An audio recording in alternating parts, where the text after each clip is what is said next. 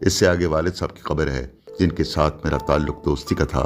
वो उर्दू, फ़ारसी, अरबी और पंजाबी में शेर कहते थे और एक मरंजा शख्सियत के मालिक थे। रमज़ान के महीने में उनकी याद की लौ और तेज़ हो जाती है। इससे आगे माँ की खबर है। कब्र के इर्द गिर्द घास उगाई है। मैं लोए मज़ार को देखता हूँ। तारीख़ वफ़ात 2007, यानी माँ को गए हुए कई बरस बीत गए हैं। कहते हैं जाने वाले चले जाते हैं, मगर दुनिया के हंगामे उसी तरह रहते हैं। वही दिन रात, वही त्यौहार, वही ईदें और वही रमज़ान, लेकिन शायद वही रमज़ान नहीं। तब तो हम सब बहन भाई वालिद और माँ के साथ इकट्ठे रहते थे। रमज़ान के महीने का कितना इंतज़ार होता। सहरी में सब इकट्ठे सहरी करते।